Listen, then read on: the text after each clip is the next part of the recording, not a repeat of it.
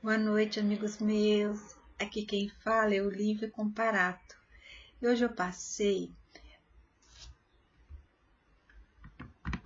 para a gente fazer um mergulho bem mais profundo. Essa sessão de hoje, do dia 4/8, com certeza vai ser a mais profunda de todas, assim. Houve até uma relutância para eu gravar, desde cedo que eu tô pensando sobre gravar sobre isso, mas só agora à noite que eu consegui sentar aqui e dar o meu depoimento e falar sobre sentimentos tão profundos. E aí, antes disso, eu quero te convidar para fazer parte do nosso canal, para se inscrever, para divulgar, para deixar seu like, fazer seu comentário, porque isso é muito importante. Deixar sugestões sobre que assunto falar, sobre ou relatar alguma vitória conseguida, conquistada. Então, antes de começar, se inscreva no nosso canal, clica no sininho. Clicando lá você vai poder receber a notificação de toda vez que tiver uma nova sessão. Bem, então, como eu disse a princípio, eu relutei um pouco a falar sobre o assunto, porque é o mais íntimo dos íntimos, é assim um mergulho abissal nos sentimentos. E ele começa bem mais no fundo do que tudo que já foi falado aqui até hoje. E então, hoje pensando assim com frieza, com distanciamento, eu consigo ver que a sombra da depressão, a tristeza, assim, foi uma coisa que me acompanhou muito, desde muito criança. Só que naquela época ninguém falava sobre o assunto, ninguém conhecia sobre o assunto, se nem os adultos entendiam ou falavam ou liam sobre o assunto, ainda mais uma criança. Quem que ia imaginar que criança poderia ter esse tipo de problema, né? E então, assim, só que não era aquela clássica depressão, era assim, eu sentia mais os efeitos, né? Então, quando eu era acometida, assim, fortemente mesmo, quando eu acordava, eu já via que estava tudo diferente, que aquele dia ia ser lento, ia ser como um rio lamacento, que ele ia passar com dificuldade, que eu ia passar por alguns perrengues naquele dia. E que aí, assim, tudo ficava mais difícil. O aprendizado, a coordenação motora, eu me tornava mais lenta, eu entrava para dentro de mim mesma, eu não queria comunicar com o exterior, eu não queria nada. E aí, aí a minha mãe percebia que eu estava assim, mais, né, que tinha mudado alguma coisa. Então eu lembro que ela contratava meninas assim maiores que eu para ir lá em casa, para passar o dia comigo, para brincar comigo. E aquilo me incomodava profundamente, porque se eu não estava disposta a brincar com as amigas, com as pessoas que eu gostava, conhecia, imagino com uma pessoa estranha. Mas assim, a intenção era a melhor possível, mas o resultado não era bom. Eu passava um dia assim terrível, né? E incomodada com aquela presença e sem saber interagir, e sem conseguir interagir. E aí, no final do dia, a menina ia embora e eu falava: mãe, não quero mais, não chama essa menina para voltar mais. E não era problema dela, não é que ela era nada, era eu que não queria conviver, eu que estava enclausurada em mim mesma. E assim foi, passando os anos e passando o tempo, e eu, às vezes, melhor, aí eu ia pra rua e brincava até de noitinho, e minha mãe precisava chegar a cabeça na janela e gritar: Estela, a janta tá pronta, vem jantar. E eu vinha contrariada porque eu queria brincar mais. Mas eu lembro que vinha aqueles períodos áridos e sofridos também, que aí não queria brincar, e eu não queria, eu tinha problema de direito e esquerdo, e tudo era difícil. E aí a minha mãe abriu um jardim de infância na nossa cidade. E aí a minha mãe me matriculou. E eu me lembro até hoje, o primeiro dia, meu Deus, primeiro e único dia.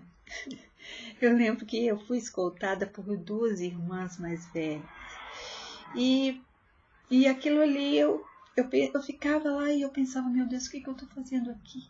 Eu não queria brincar, eu não queria fazer nada. E eu não sabia mexer com tesourinho, eu não sabia mexer com nada. E eu estava com dificuldade, e eu me sentia péssima. E aí foi um dia, em 4 horas, que nem sei se era 4, devia ser menos, mas assim, parecia uma eternidade. E aí, no final do dia, eu falei: mãe, eu não quero voltar mais. E pronto, e aí acabou, graças a Deus. Mas aí os anos foram passando e chegou 7 anos, chegou as janelinhas nos dentes, né? E estava na hora de ir para a aula. E aí não tinha como negociar, e não tinha como falar: eu não quero, tinha que ir. E eu lembro que o primeiro dia de aula foi, meu Deus, foi uma tensão tão profunda, um sentimento, uma ansiedade tão profunda, que as minhas mãos gelavam. Virou pedra de gelo, e ao mesmo tempo eu suava. E eu não queria ir, mas eu tinha que ir, não tinha saída. E eu vesti o uniforme e fui. Fui de corpo, né? De corpo presente, porque minha alma acho que ficou. E eu cheguei lá e eu sentia eu senti o meu corpo, cada célula dele. Eu estava tão só corpo que dava para prestar atenção em cada reação, em cada... A camisa branca do uniforme, o lado esquerdo do bolsinho, ele pulsava de tão forte que meu coração batia. E eu sentia, assim, parecia que tinha o meu coração veio bater aqui, de tanto que pulsava, e a garganta seca, e eu acho que eu estanquei, né, na marra, o choro, e aquilo ali ficou parado, queimando, e foi assim, muito estressante. E eu pensava: meu Deus, o que eu vou fazer aqui? Tudo que eu fizer não vai ser bom, tudo que eu fizer eu não vou conseguir acompanhar essa turma feliz, essa turma, né, não vou conseguir. E então o coração, cada coisa que falava: vou chamar uma pessoa, qualquer coisa, eu baixava os olhos e pensava: eu não, por favor, eu não. E então, assim, criava uma carapaça e ficava ali. Onde eu sentava, eu ficava. Eu não mexia nem para um lado, nem para o outro, nem para nada. E aí eu lembro que veio a hora do recreio, e eu desci, a turma desceu, era uma ladeira assim toda, né, uma rampa comprida assim, e aí chegava lá embaixo, cada um tomava o seu rumo, né, um ia brincar para cá, outro para lá, outro ia para a quadra, e eu achei na lateral da cantina, eu cheguei assim, encostei as 2 mãos geladas por trás assim, e permaneci ali. até que deu o sinal para voltar para a sala. Eu pensei, graças a Deus, pelo menos agora falta menos tempo. Então, assim, foi doloroso, foi difícil, foi... E criança é uma coisa assim que logo elas percebem, né? Que a gente tá ali acuada, que a gente não tá à vontade, e aí tudo complica. E eu tinha uma professora maravilhosa no primeiro ano, até hoje eu lembro dela, mas nem isso me deixava à vontade, me deixava em casa. E aí, quando eu tinha que fazer coisas assim, cortar, né? E aí recortar, e eu estava sem coordenação motora, e eu estava com um déficit de atenção, e eu estava com déficit de aprendizado, eu estava com tudo junto. E aí as dificuldades assim se agigantavam cada vez mais. Então, assim, foi muito sofrido, mas muito sofrido. E eu não conseguia verbalizar o que eu sentia, mas isso também não tinha como querer que uma criança de 7 anos chegue em casa e relata tudo que sentiu, né?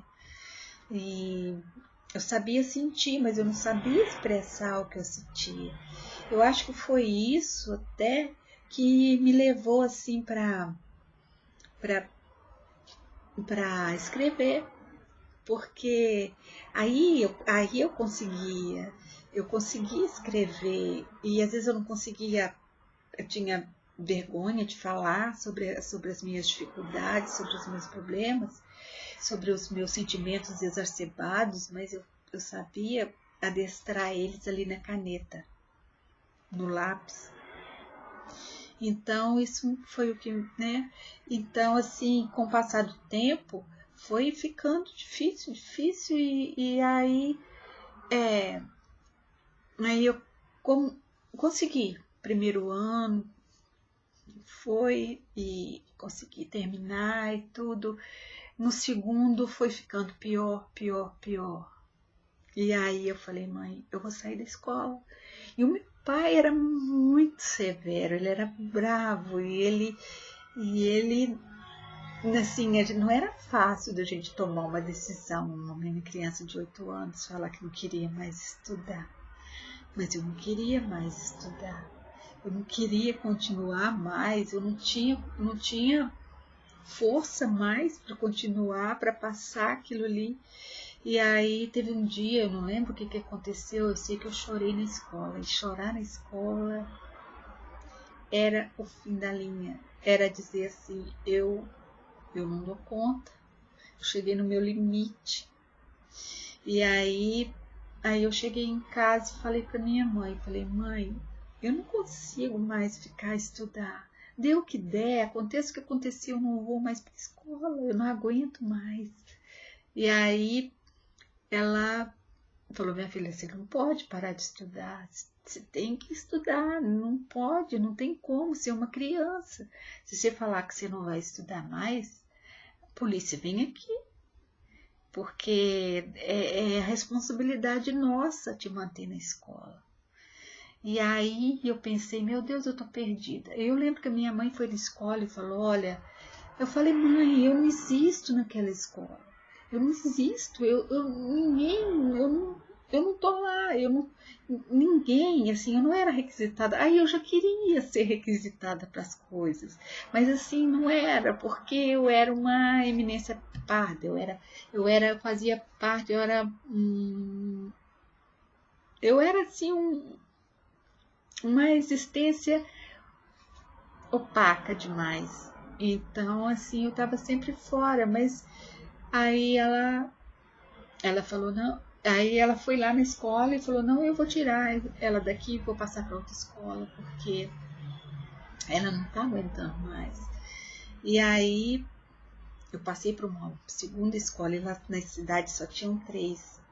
E eu passei para a segunda escola e eu cheguei lá também, meu Deus. Eu falei, Jesus, eu tô perdida, porque eu continuava a mesma e eu não conseguia me localizar, eu não conseguia. E aí eu falei, não tem como, não consigo, eu não consigo. E aí só tinha a última opção. Mas aí uma amiga da família se interessou pelo meu caso e ela dava aula lá na outra escola e falou, não, nós vamos juntas. E me levou de manhã a estudar de manhã. Eu achei tudo de bom, porque eu passar uma tarde inteira fechada numa escola, para mim, era a morte. Pensava, Deus, o que eu estou fazendo aqui? Eu sempre pensava, eu vou voltar para casa, já está de noite, eu perdi meu dia. Sentia assim, eu me sentia totalmente sem liberdade para nada. E aí comecei a estudar de manhã e aí ela falou, olha, se você quiser brincar, você brinca, se você não quiser brincar, vem para a biblioteca, pode ler o livro que você quiser. Aí no princípio eu comecei a ler, eu ia para a biblioteca, pegava aqueles livros maravilhosos, cheios de aquelas coleções, né, escritas em dourado, com aquelas imagens lindas, e aí eu li, eu levava para casa e eu... Meu Deus, e chegou um tempo que eu fui fazendo amizades lá, e aí eu falei, não, eu não quero mais vir para a biblioteca, eu vou brincar, e aí eu voltei a brincar, e aí foi assim, nossa, aí foi tudo de bom, até o 4º ano, maravilhoso. Ah, não, aí antes disso foi que aconteceu o episódio que foi publicada uma poesia minha numa revista, e eu não queria levar para a escola.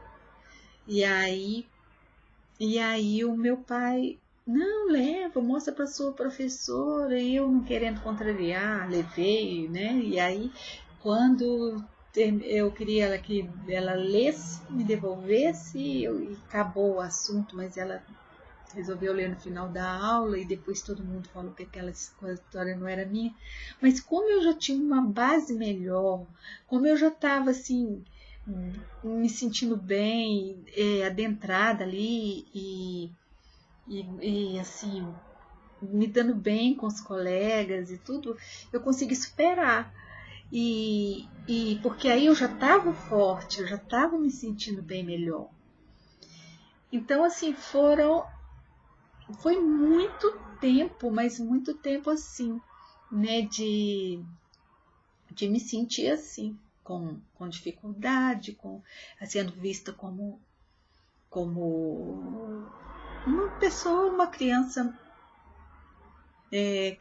assim, com dificuldade mesmo de aprendizado, de tudo, assim, vista como coisa. Mas aí lá para mim foi a redenção, porque eu me senti à vontade, porque eu me senti bem. Então, assim, anos se passaram eu me sentindo bem, porque aí finalmente eu tive a chance de escolher, né? Graças à minha mãe, assim, que entendeu o meu lado e graças à minha vizinha e amiga que me levou para uma outra oportunidade. Porque se eu tivesse continuado no que eu estava e indo naquele estado assim de... Eu não sei o que teria sido. Eu não tenho noção do que teria sido. Mas eu sei que eu fui salva pela terceira e última opção que eu tive. Então, assim, a partir daí, muito tempo eu passei assim, num estágio normal, assim, sem ter problema de comunicação, de aprendizado, de ficar presa em mim mesma. Foram muitos anos, então eu pensei que nunca mais isso ia acontecer. Eu achei que foi uma coisa, assim, uma fase assim da infância, mas eu não ligava isso à depressão. Mas, então, assim, como você está vendo assim, eu entendo de sentimentos, eu entendo, porque foi um mergulho muito profundo para uma criança tão pequena. E eu tive que superar sem saber o que eu estava superando. E eu tive que aprender desde criancinha Desde o jardim da infância eu tive que aprender a falar. Então, assim, como eu consegui falar não, uma coisa assim quase que inadmissível para a época, para os padrões da época, para os pais da época, eu falar eu não vou mais estudar aos 8 anos, né? E passar para outra escola e chegar lá e falar não, essa também eu não quero. Então, assim, isso foi. Hoje eu penso como que sim, que foi uma vitória muito grande que eu tive, porque pelo estado de espírito era bem mais fácil eu ter me consumido na primeira escola. E não estou falando que a culpa era da primeira escola. A culpa é que eu não me adaptei a ela. Não me adaptei à segunda, mas a terceira foi tudo de bom. Então, como eu disse, o autoconhecimento é a base de tudo. O respeito a si mesmo. Então, eu nunca tinha pensado sobre essa vitória minha. Nunca. Eu pensava assim, no que eu tinha passado, né? No que eu fui taxada várias vezes de uma pessoa sem inteligência, com dificuldade para aprender, uma pessoa passada, aérea. Tudo isso, todas essas eu passei por isso, mas assim, eu pensava nisso e assim, eu não tinha coragem de falar, estou falando aqui agora pela primeira vez, mas a vitória que eu consegui, tão jovem, assim, tão criança, né? Desde o jardim da infância que eu senti que não era meu lugar e falei, não, eu não quero voltar mais. Aí depois mudei de escola, mudei de novo, então assim, eu sem saber o que eu estava fazendo, eu achei o caminho certo. E é esse caminho certo que a gente tem que buscar na vida todos os dias. Porque às vezes um caminho a gente está assim achando que está no fundo do poço, não sabe por que está, mas se a gente prestar atenção, a gente consegue sair dele. Basta a gente mergulhar e falar, não é isso e eu não quero isso. Então, é sobre esse autoconhecimento que eu quero dividir sempre com vocês. Eu quero participar e falar e sempre tocar nesse assunto porque é importante. Então, amigos meus, essa foi a minha mensagem de hoje. Foi o meu divã mais profundo. E diferente do que eu pensei, assim, eu trouxe um saldo muito positivo para mim, de força, de esperança, de pensar que tão criança eu me defendi e eu estou disposta a vencer. E aí depois a depressão voltou e eu me livrei dela e voltou de novo e me nocauteou e eu venci de novo e eu estou lutando outra vez e nunca mais eu vou permitir que ela tome conta. Porque não porque eu sou melhor do que ninguém, mas porque eu sei que eu não mereço passar por isso e ninguém merece. E só basta a gente lutar que a gente consegue. E nunca esquecer também que Deus está acima de tudo e de todos e que a nossa alma ela foi criada por Ele artesanalmente e que Ele, melhor do que ninguém, a conhece. E se a gente dá o primeiro passo, Ele vai estar junto, abençoando cada passo, cada novo tijolo da nossa reconstrução. Bem, amigos meus, espero que você tenha gostado, que deixe seu like, se inscreva no nosso canal. Tchau, beijo.